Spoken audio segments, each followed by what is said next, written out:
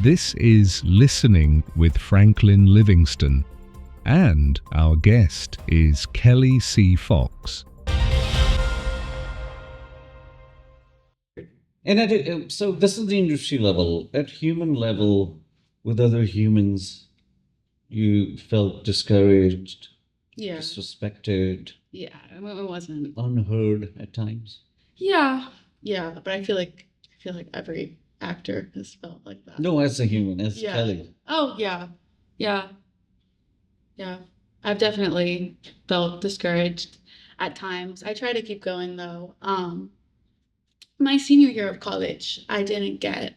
There was a professional theater company that I had like been working with.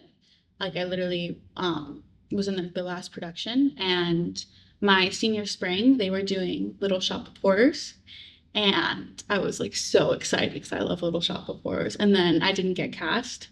So I mean, I was really sad for a long time, but I definitely think that when one door closes, another opens, and like that when I had like that extra time because those rehearsal schedules were so long, very long hours.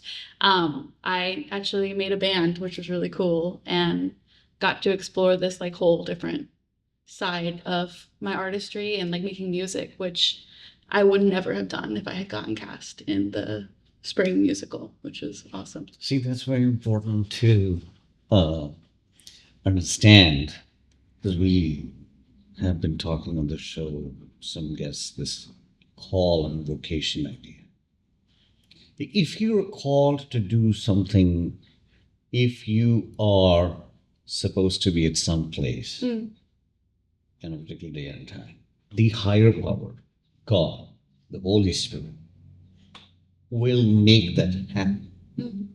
And the sad reality is, what if that's not in the present, in the future? People will be so depressed. People will be so dismissive of the idea. Why not? Yeah. Yeah. And we see that in career, we see that in relationships, and we see that. I think I mentioned a story of an Indian actor actually, because Akshay Kumar, right? And he's an A-list actor from the Hindi cinema, Bollywood, and he started modeling. And one day he had to fly at 6 a.m., I guess. And he just slept and he missed his flight. But he said the same evening Yeah. he received a call that, hey, you want to act in the movie? Yeah. And that was his starting career. And now probably he charges $20 million for a movie. I don't know how much he charges. But his point of view is that if he had not missed his flight, Yeah. he would have missed the opportunity to act, to become an actor. But his call was to become an actor. The higher power, God, in Hindi, is Ishwar. In Punjabi, it's Rab, R-U-B. Rab, R-U-B-B. Right? And, but it's the same thing. We all use a different language to describe the same God. Yeah. And in Arabic, it's Allah, which is considered very scary. Like, oh my God, it's a terrorist term, right? So God has arranged a thing which might be better because then God, the higher power, is running the universe, not we. But accepting that, what if this same actor had to wait for 10 years? Yeah.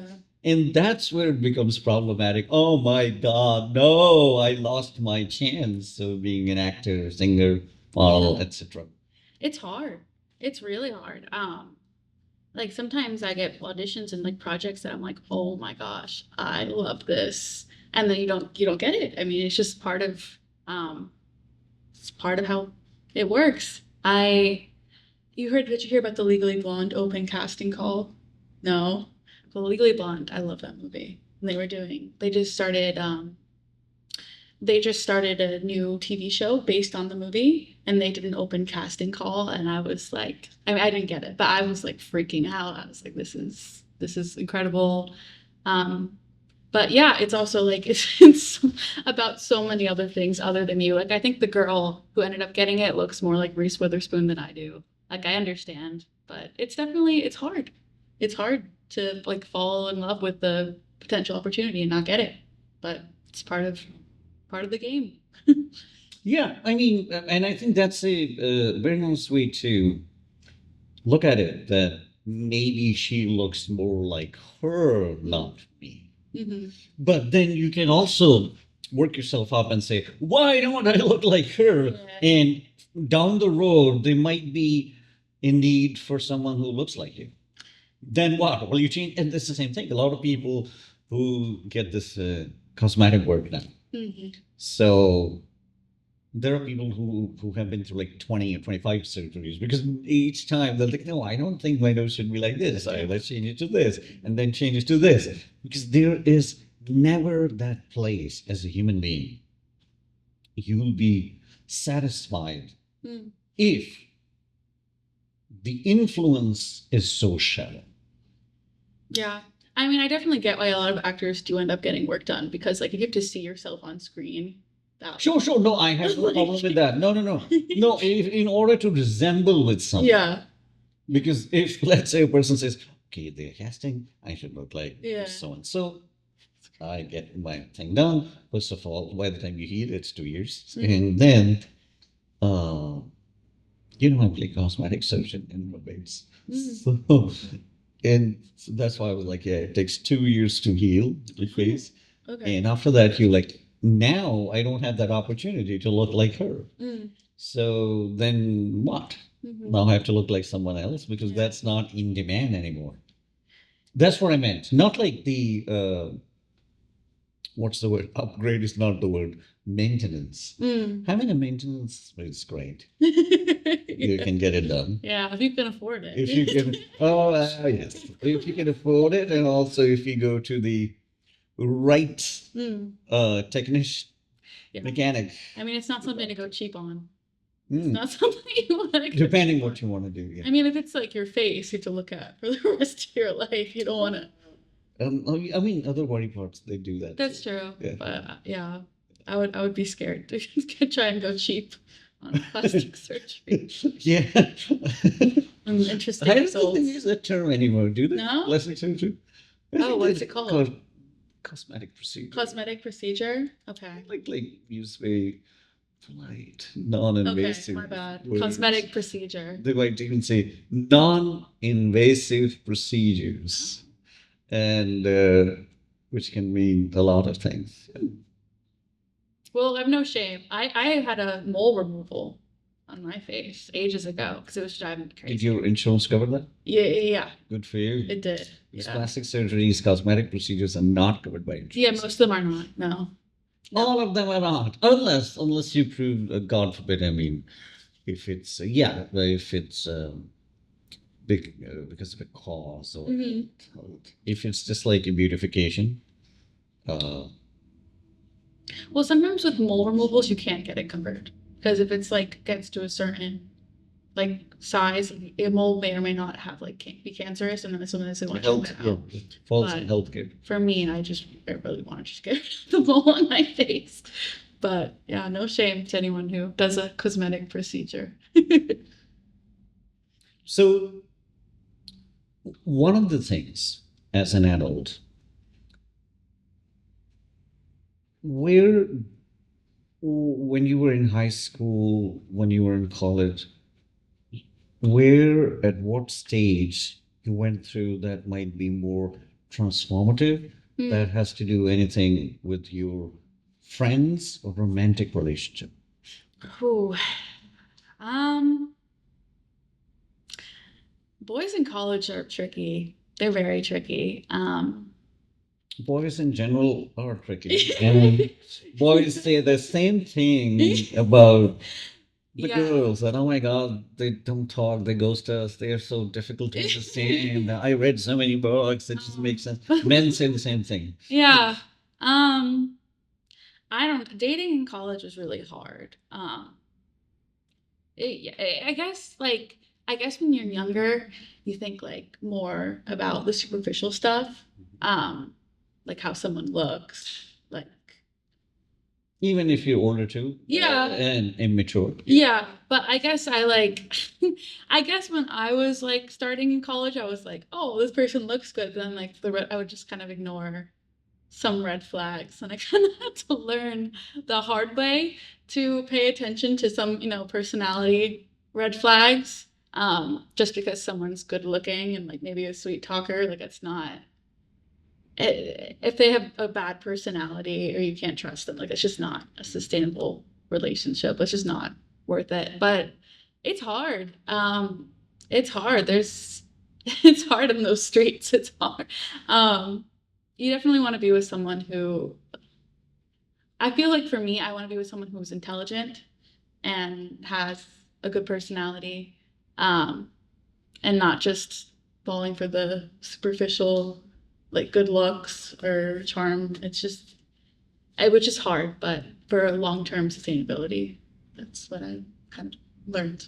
Do you think these days people struggle more in developing a relationship as compared to when you talk to your mom? Yeah. Yeah, I think maybe because of COVID, people are just not as social as they used to be.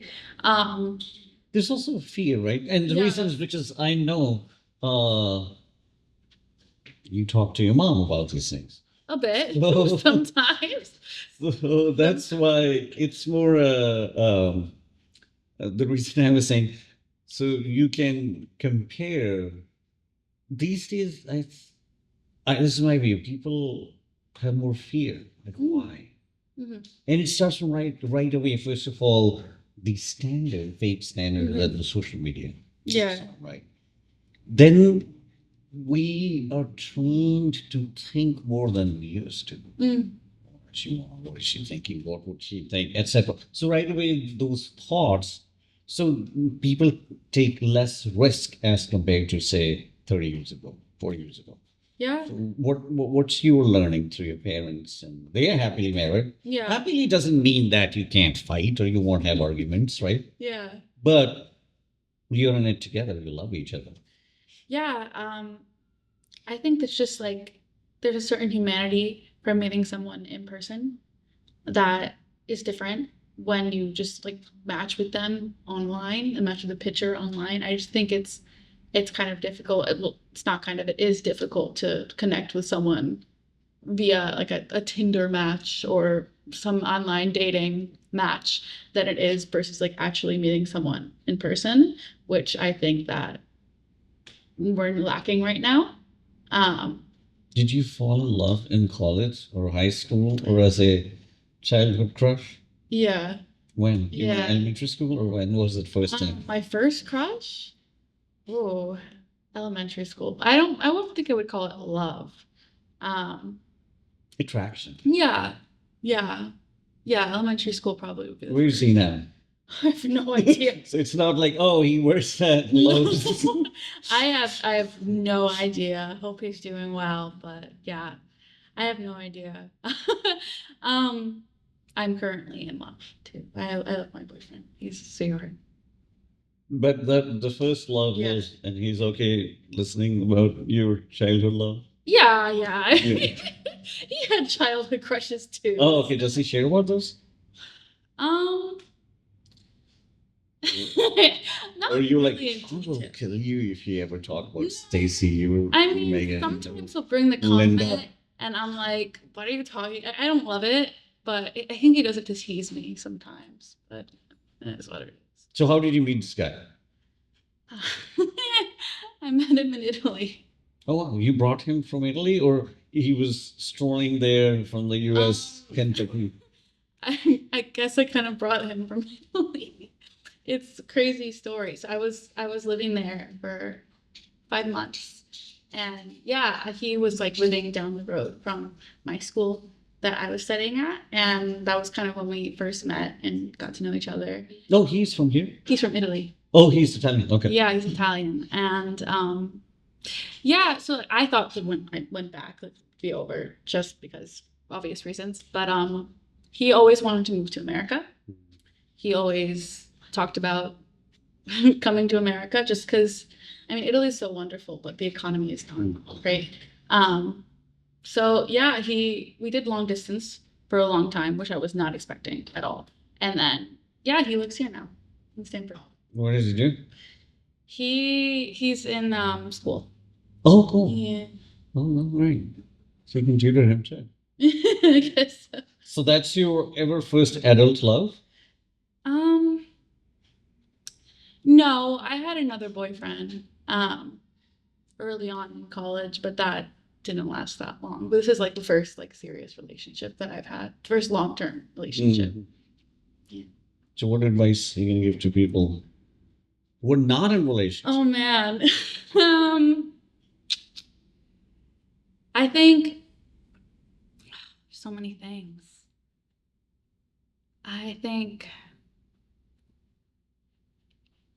just like try to know what you need for yourself. Like there's a certain number, like there's a certain level of respect Mm. that you would like and certain things that you will not tolerate. And I think through dating you can discover what those are and to like not and obviously be with someone who treats you well. I think it's better to be single than to be with in a bad relationship. 100%. Mm. 100% almost. In our profession, so how does so far the work you've done, so how does the relationship play into in our work, which does require emotional intimacy, sometimes physical Mhm. intimacy? Um it's been all right so far. I had to do like a UGC thing a while ago where I had to do a kiss, a few stage kisses for the camera. And I told him and he was just like, ooh, but it wasn't, I mean, there hasn't been an issue so far. He's really supportive. He helps me with a lot of my self tapes. He's very sweet. And you are at peace with that. Yeah. Yeah, that's great. Because see, having that becomes another issue. If you have a spouse who either doesn't understand Mm, this business yeah. or has a different, again, going back to this language of moral framework, Yeah. and then can a relationship work? Mm. And I think no, but I don't know what you think. No, I think as long as you have trust in the other person, um, it's fine. You should. There's an episode of The Rehearsal where they have these actors in intimate scenes with another actor, and then they get their spouses to come watch while they're like live, and then they get their opinions of it. Which most of them were actually like pretty. They were like, "I understand it's your job," Mm. which was I thought was interesting because I would think the same thing too, but it's a part of the job. Right, but I think it becomes tricky because some people might not even like uh, a healthcare professional working that closely with a different gender, especially if, Really? I mean, because yeah. the thing is, That's fair. I'm having like, I'm finding the more nicer examples. But yeah, I mean, you work with the human body, and okay, of course, like you're working with the human body for 12 hours, you have a 12-hour shift. Yeah, But for your spouse, yeah, they have a body too, so Yeah. it could be very complicated. yeah. It's a weird thing. I was in a play. Have you seen Barefoot in the Park? Mhm. It's a Neil Simon play movie. Basically, I I've was. seen the poster of it. Oh yeah. What? Yeah, so I was in that play and I was one of two newlyweds. So of course, like we had to kiss. We had to be very intimate. And my like my entire family was in the audience. Like my dad, my mom, my grandparents. So I did feel a little weird about like Italian grandparents? no, no. Oh. Sadly he had passed by that point, but my dad's parents were in the audience and they actually like I was a little like oh, this is weird. Like I'm making out with a guy in front of my grandpa. Like this is Mhm. a really weird situation. But my grandparents, they actually loved that movie. So they were so excited to go see it. And they were so happy to go see me in it. But I think, yeah, that's the thing where I think a lot of we even read about these things, Mhm. articles, so and so said. I don't care if my parents were there watching it all. It becomes a very then be decisive if you want to do this thing, Mm. this requires all that, Mm-hmm. right? And it's your identity. You're an actor, you're a model, and it just comes with it. Yeah.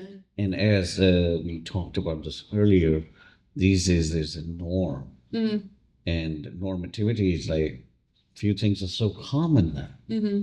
So I think that even the family, so if the family knows that their kid is going into this profession, Mm. it's like if you're training somebody swimming, as an example, Yeah. at uh, the place. Mm. So if you're going to teach them swimming, so Skating. you no, as an example, Okay. I know, yeah. But in general, if somebody's a swim teacher Yeah. to adults, Yeah. so depending what gender and all, but you would expect them to be in very few clothes, Yeah, that's true. right? And then you have to decide, should you do that or not? Mm.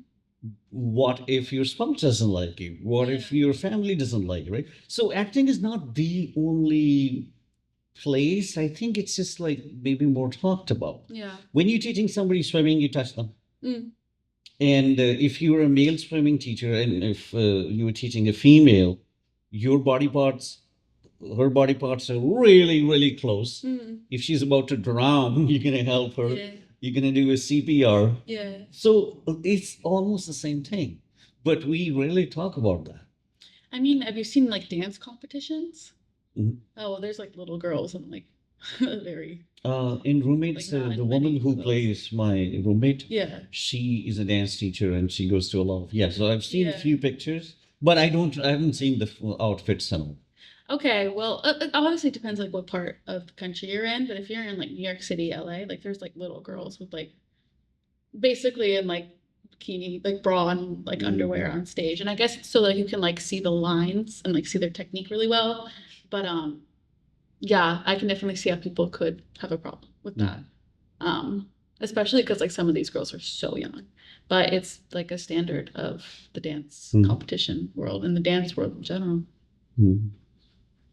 One of the fine women edits these podcasts, and Yeah. she's a dance teacher, maybe a judge too.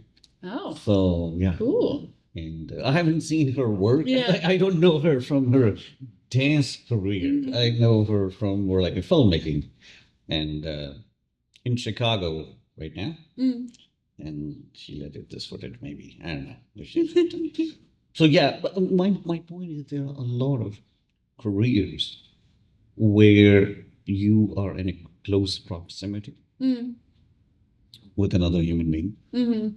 opposite genders, sexual tension, whatever it is. But it's more talked about in the acting industry. Mm. And abuse of power, Yeah. disadvantages, it happens all over the spectrum. Yeah.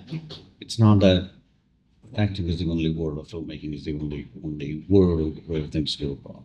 Yeah. I mean, I guess it's just like because of the horror stories. Mhm. Like you just like assume the worst Mhm. because you just hear like the worst, like the Harvey Weinstein, the Diddy's of the world, and that is why people talk about it so much, which I don't think is necessarily a bad thing. But yeah, I don't think it's usually that bad, but it's definitely really crazy world there.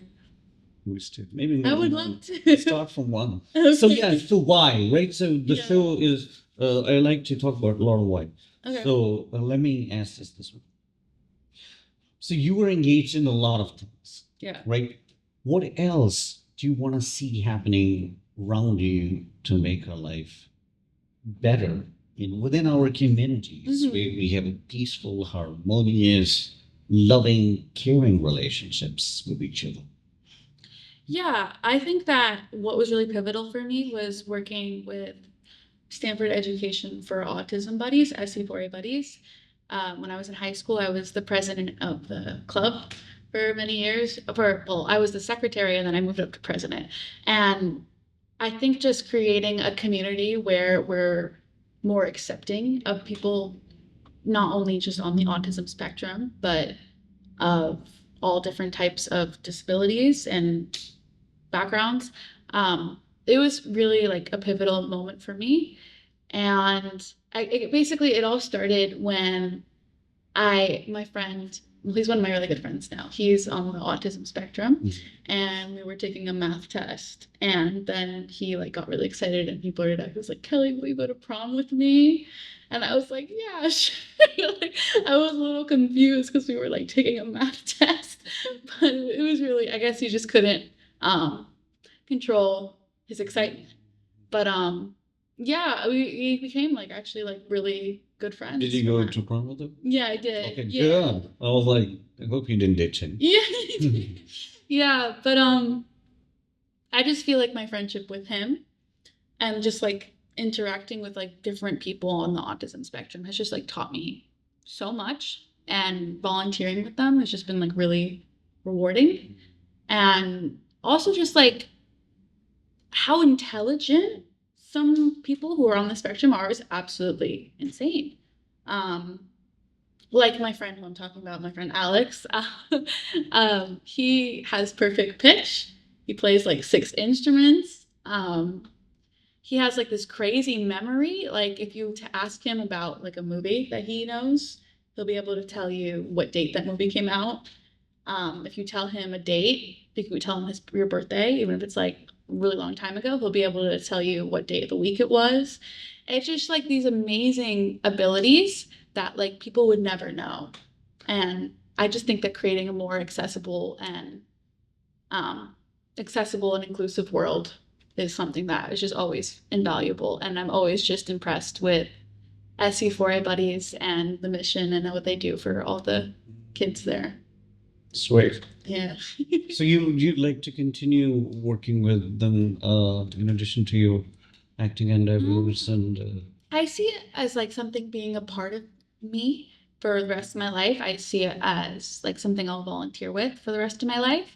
I just went to their benefit concert last year and it was really sweet. But I also just think like it's just also like seeing things and saying something and just not staying quiet, because like I definitely like I witnessed some experiences where people on the spectrum were included and there was a community there, but I've also seen the flip side where people were making fun of them and like bullying, which is just never like, and people won't say anything. And I think it's also just like speaking up, and then also like normalizing like people with disabilities are people too. Like you can have a normal friendship with them. Like it's not, I think some people are a little like afraid. yeah, because I know I have worked with the people in crew, and some people just get scared of them. Yeah. Yeah. But I mean, my friendship with Alex, I mean, he's a character, but like it's literally just like a normal friendship. Like it's just, I don't know why people just get so like apprehensive sometimes. But I mean, he's a wonderful friend. I still speak to him quite often. And yeah, I mean, I think we can learn a lot from people who are different from us as well. Yeah, we definitely could. So that's great. And what kind of movies or the visual storytelling you're interested in your future? Ooh. Well, right now I am working on music video for 2 singles I have coming out. One is coming out in August. The other is probably coming out in October. But I'm really working on trying to bring that to life and like kind of listening to see like what I see when I hear the music and like what stories I want to tell. I'm kind of trying to overlap acting and music in this. So like making it like kind of like a scene, because I know so many actors. I know so many actors who just love a project to work on, so I might like reach out to some of my friends. But yeah, like truly trying to use like these music videos as storytelling and like also representation of like what I think the song is. Like I definitely like when I listen to certain songs, like I can see like maybe not like other people's songs, but with my songs I can see like certain visuals and certain colors. So kind of just making that all work and like putting together a team for this project that is really like professional and creative, and we're positive environment. But that's my big, those are my big projects for the end of this year. Great. Yeah. No, yeah, it's community driven and artistic driven. At a personal level, what's happening The personal level? in Ooh. 2025, which is still cool and cold? Yeah. Well, last year I became a godmother, which is incredible, to my baby cousin Catherine, and Oh. she's the cutest. She was christened, baptized. She was baptized, yeah. In a Catholic church. Yeah. The same way you hate the priest. Yeah, Oh, he did, not the new one. he's gone now. Yeah, the older one. But yeah, that one. She's the cutest. She's how old is she now? She's 4. Mm. And she's just the cutest little girl. And every time she sees me, she like runs towards me and gives me a hug, and it just makes my heart melt. She's so cute. Mm. Great. No, I wish you well. It's really great to connect with you, listen to you, your journey, your triumphs, some slight struggles. Yeah. Yeah, which is a great thing. Like you didn't have to go through a lot of pain and agony in life. You know, yeah, okay, you went through enough. And you're like, oh yeah, I had enough of my share. Mm. So, but I mean, I think it's a blessing to be still in a better position than many of our other friends. Mm.